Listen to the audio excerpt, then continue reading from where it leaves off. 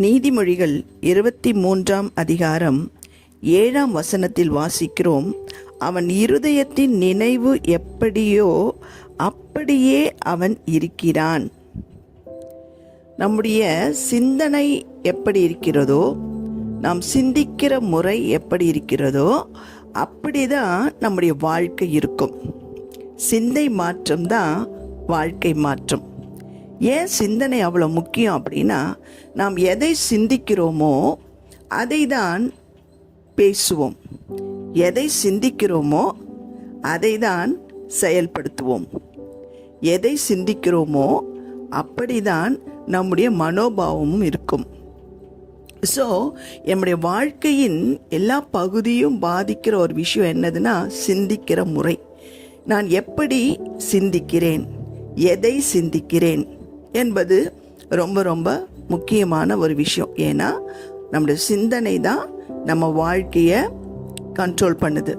அதனுடைய அறிவுரைப்படி தான் நாம் என்ன பண்ணுறோம், வாழ்க்கையை நாம் நடத்துகிறோம். அதே மாதிரி நீங்கள் 3 யோவானில் நம்ம 3 யோவான் 2ஆம் வசனத்தில் வாசிக்கிறோம், பிரியமானவனே, உன் ஆத்துமா வாழ்வது போல நீ எல்லாவற்றிலும் வாழ்ந்து சுகமாக இருப்பாயாக அப்படின்னு வாசிக்கிறோம். அந்த வசனத்துலேயும் நம்ம பார்க்குறோம், உன் ஆத்துமா வாழ்வது போல அப்படின்னா, அந்த ஆத்துமான என்னன்னு முதல்ல நிறைய பேருக்கு தெரியல. நம்ம கிறிஸ்தவர்களாகிய நாம் ஆத்துமான்றதை ரொம்ப சாதாரணமாக நம்ம எல்லாரும் யூஸ் பண்ணுவோம். என் ஆத்துமாவே என் ஆத்துமாவேன்னு சொல்லுவோம், ஜெபிப்போம். ஆனால் அந்த ஆத்துமான என்ன அப்படின்னா, நம்முடைய சிந்தனை, நம்முடைய உணர்வு, நாம் தீர்மானம் எடுக்கிற திறன். சரியா? Mind, emotion and will. So இது 3 சேர்ந்தது தான் ஆத்துமா. சரியா? அதில் நாம் இப்போ எதை பார்க்க போகிறோன்னா, சிந்திக்கிறத பற்றி பார்க்க போகிறோம். ஸோ இப்போ ஆத்துமா சரியாக இருந்தா, என் ஆத்துமா ஆரோக்கியமாக இருந்தா, என் ஆத்துமா செழிப்பாக இருந்தா, என் வாழ்க்கை முழுவதும் செழிப்பாக இருக்கும். என் ஆத்துமா வாழ்ந்திருந்தால் என் வாழ்க்கையின் எல்லா பகுதியும் வாழ்ந்திருக்கும். சரியா? ஆகவே இந்த சிந்திக்கிற முறை, என்ன எதை உணர்கிறேன் எல்லாமே ரொம்ப முக்கியம். ஆனால் நான் இப்போ ஃபஸ்ட்டில் எதை பேச போகிறேன் அப்படின்னா, சிந்திக்கிற முறையை குறித்து தான் நான் பேச போகிறேன். இந்த சிந்திக்கிற முறை ரொம்ப நம்ம வாழ்க்கையில் முக்கியம். அந்த சிந்திக்கிற முறையை பிசாசு பிடிச்சிட்டான் அப்படின்னா நம்முடைய வாழ்க்கையே அவன் பிடிச்சிட்டான்னு அர்த்தம். ஆகவே தான் அந்த சிந்திக்கிறத நாம் சரியாக சிந்திக்கிறோமா என்பதை நாம் யோசித்து சிந்திக்கணும். நம்ம எதை சிந்திக்கிறோமே அதையே சிந்திக்கணும். நம்ம சரியாக சிந்திக்கிறோன்னான்னு யோசிக்கணும். சரியா? ஆகவே நம்ம முதல்ல பார்க்குறோம், 3 வகையான சிந்தனை நமக்கு வருது. ஒன்று பார்த்திங்கன்னா, தேவனை குறித்த சிந்தனை. தேவனை குறித்த சிந்தனை எனக்கு எப்படி இருக்கிறது? என்னுடைய சூழ்நிலையை பார்க்குறேன், என் சூழ்நிலையை பார்த்து நான் தேவனை பார்க்கிறேன். அப்போ என்னுடைய சிந்தனை தேவனை குறித்து எப்படி இருக்கிறது? சரியாக பார்வை இருக்கிறதா, இல்லை தவறான பார்வை இருக்கிறதா? இல்லைங்க, நிறைய பேர் என்ன சொல்லுவாங்க அப்படின்னாக்கா, என் தேவனை குறித்து பேசும்போது அவர் நல்லவர், அவர் வல்லவர், அவர் பெரியவர் எல்லாம் நல்லா பேசுவோம், நல்லா பாட்டெல்லாம் பாடுவோம். ஆனால் அந்த சூழ்நிலையை நாம் பார்க்கும்பொழுது, ஒரு கஷ்டமான சூழ்நிலைக்குள்ளே நம்ம வரும்பொழுது உடனே நம்ம என்ன சொல்லுவோம், காட் என்னை நேசிக்கிறாரோ இல்லையோ தெரியல, காட் என் ஜபத்தை கேட்குறாரோ இல்லையோ தெரியல, காடுக்கு ஒரு வேளை என்னை பிடிக்கல போல இருக்கு, காடு என்னை சுகப்படுத்த மாட்டார், காடு என் தேவையெல்லாம் சந்திக்க மாட்டார், ஏன்னா நான் இவ்வளோ நாளாக எதிர்பார்க்குறேன், எனக்கு நடக்கலை அப்படின்னு சொல்லிட்டு ஆண்டவர் மேலே, ஆண்டவரை குறித்த ஒரு தவறான எண்ணம் நமக்கு அப்படியே உருவாயிடும், சூழ்நிலைகளை பார்த்து பார்த்து பார்த்து. ஆகவே சூழ்நிலையை பார்த்து தேவன் யார் என்பதை நாம் நிர்ணயிக்க கூடாது. தேவன் யாராக இருக்கிறாரோ அவர் அப்படியே தான் இருக்கிறார், அதில் மாற்றம் இல்லவே இல்லை. அவர் நேற்றும் இன்றும் என்றும் மாறாதவராகத்தான் இருக்கிறார். சரியா? அடுத்தது பார்த்தீங்கன்னா, நாம் நம்மளை குறித்து என்ன யோசிக்கிறோம், என்ன சிந்திக்கிறோம் என்பது அடுத்தது ரொம்ப முக்கியம்.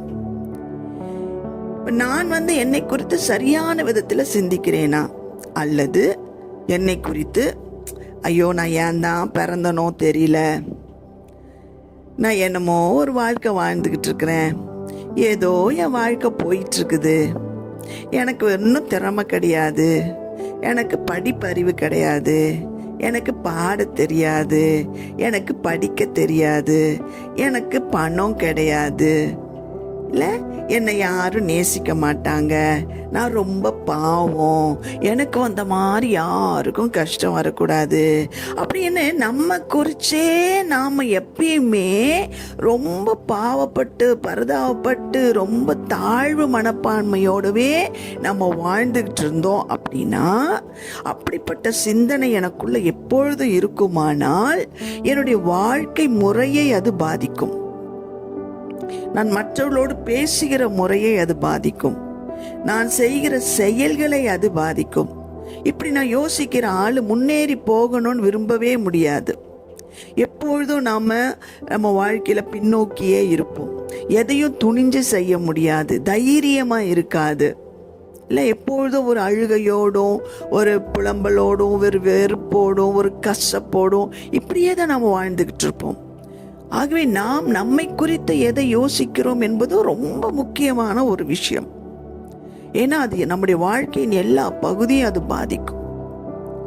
அடுத்தது 3வது என்ன அப்படின்னு பார்த்தீங்கன்னாக்கா, மற்றவர்களை குறித்த என்னுடைய சிந்தனை எப்படி இருக்கிறது. என்னுடைய கணவரை பற்றியோ, என் மாமியார் பற்றியோ, என்னுடைய பிள்ளைகளை பற்றியோ, என் உறவுகளை பற்றியோ, என்னோட கூட ஒர்க் பண்ணுறவங்கள பற்றியோ, இல்லை என்னுடைய பாஸ்டர்ஸை பற்றியோ, லீடர்ஸை பற்றியோ, யாரை பற்றியோ நான் யோசிக்கும் போது என்னுடைய சிந்தனைகள் எப்படி இருக்கிறது. ஒருவேளை அவங்கள பற்றி குறை சொல்லிக்கிட்டே இருக்கிறோமா, அது மாதிரி ஒரு சிந்தனை வருதா? ஐயா, ஒரு மாதிரி அற்பமா என்ற ஒரு எண்ணம் வருதா? அவர் மாதிரி மற்றவர்களை ஒரு கீழாக பார்க்குற ஒரு எண்ணம் வருதா? இல்லை தரக்குறைவாக நினைக்கிறோமா, இல்லை ரொம்ப மேன்மையாக நினைக்கிறோம், அப்படி நினச்சாலும் அவங்கள பார்த்து பொறாமப்படுறோமா? ஸோ இது மாதிரி எண்ணங்கள், எது மாதிரி எண்ணங்கள் நமக்கு வருதுன்றது ரொம்ப முக்கியம் நம்ம வாழ்க்கையில். ஸோ மற்றவர்களை குறித்து இப்படி அவர் தவறாகவே எண்ணிக்கொண்டிருந்தோம். அவங்க என்னை நேசிக்கலை, அவங்க என்னை கொடுக்க மாட்டாங்க, அவங்க என்னை வெறுக்கிறாங்க, இல்லையா, அவங்களுக்கு என் மேலே அக்கறை கிடையாது, அவங்க எனக்கு எந்த உதவியும் செய்ய மாட்டாங்க, அவங்களுக்கு என்னை பார்த்தா பிடிக்காது, பொறாம அவங்களுக்கு என்னை பார்த்தா, இல்லையா, அப்படின்னு சொல்லிட்டு என்னை தாழ்த்துவாங்க. அப்படின்லாம் நாம் மற்றவர்களை குறித்த ஒரு தவறான எண்ணமே எப்பொழுதும் இருக்குமானால் அது நம் வாழ்க்கையும் பாதிக்கும், மற்றவர்களோடு இருக்கிற உறவையும் அது பாதிக்கும். பாருங்க, இது 3மே ரொம்ப முக்கியமான விஷயம். ஆகவே என்னுடைய சிந்தனை எப்படி இருக்கிறதோ அப்படிதான் என் வாழ்க்கை இருக்கும். அப்போ கடவுளை குறித்த சிந்தனை சரியா இல்லைன்னா கடவுளோட என்னால் நெருங்க முடியாது, அவரை புரிஞ்சிக்க முடியாது, அவரை நம்ப முடியாது, அவருக்காக தைரியமாக நம்மளால நிற்க முடியாது. என்னை குறித்த நம்ம குறிச்சவே ஒரு தவறான எண்ணம் இருக்குமானால் நம்மால் முன்னேறி செல்ல முடியாது, தைரியமாக இருக்க முடியாது. எப்பொழுதும் ஒரு வலியோடவும் ஏமாற்றத்தோடும் தோல்வியோடுமே தான் வாழ்ந்துக்கிட்டு இருப்போம்.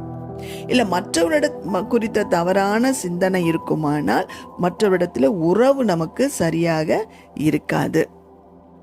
ஆகவே நாம் இந்த சிந்தனையை நாம் சீர்தூக்கி பார்க்கணும். எப்படிப்பட்ட சிந்தை உள்ளவர்களாக இருக்கிறோம் என்பதை நாம் சிந்தித்து பார்க்க வேண்டும். என்னுடைய ஒவ்வொரு சிந்தனையும் நான் என்ன பண்ணணும், ஆராய்ந்து பார்க்க வேண்டும். அதனால்தான் ரோமர் 12:2 வாசிக்கிறோம். நம்ம அந்த வசனம் என்ன சொல்லுதுன்னா, நீங்கள் இந்த பிரபஞ்சத்துக்கு ஒத்த வேஷம் தெரியாமல் தேவனுடைய நன்மையும் பிரியமும் பரிபூர்ணமான சித்தம் இன்னதென்று பகுத்து அறியத்தக்கதாக உங்கள் மனம் புதிதாகிறதுனாலே மறுரூபமாகுங்கள் அப்படின்னு இந்த வசனம் சொல்லுது. பாருங்க, இந்த ரோமன் 12:2 நம்ம என்ன வாசிக்கிறோம், நம்ம இந்த சிந்தனை இதுதான் நம்முடைய பகுத்து அறியத்தக்கதாக உங்கள் மனம் புதிதாகிறதுனால, இங்கிலீஷில் ரினியூவிங் யுவர் மைண்ட் அப்படின்னு இருக்குது. சிந்தனை எப்படிப்பட்டதாக இருக்கணும், புதுப்பிக்கப்பட வேண்டும். எப்படிப்பட்டதா புதுப்பிக்கப்படணும் அப்படின்னா, தேவனுடைய நன்மை, பிரியம், பரிபூர்ணமான சித்தம் இன்னதென்று பகுத்து அறிகிற அறிவு நமக்கு வேணும். அப்போ ஒவ்வொரு சிந்தனையும் நம்ம வரும்போது அது தேவனுக்கு பிரியமான சிந்தனையா, அது நன்மையான சிந்தனையா, அவருடைய சித்தத்தை நம்ம யோசிக்கிறோமா, இப்படி நம்ம சிந்திக்கிற முறையையே அதையே நம்ம இன்னொரு முறை சிந்தித்து பார்க்கணும், பகுத்து ஆராய்ந்து பார்க்கணும். அப்படி பண்ணும்போது என் மனம் என்ன பண்ணுகிறது, புதிதாகிறது. அப்படி புதிதாகும் போது என் வாழ்க்கை மறுரூபமாகிறது. ஆகவே நீங்கள் அதுக்கு முக்கியத்துவம் கொடுங்க. நம்ம வாழ்க்கையில் நம் சிந்தனையை நாம் சீர்தூக்கி பார்ப்போம். கட்டாயம் ஆண்டவர் உங்கள் வாழ்க்கையை மாற்றுவார், மறுரூபப்படுத்துவார், கட்டாயம் உங்களை உயர்த்துவார். இயேசுவின் நாமத்தினால உங்களை நான் வாழ்த்துகிறேன். ஆமென்.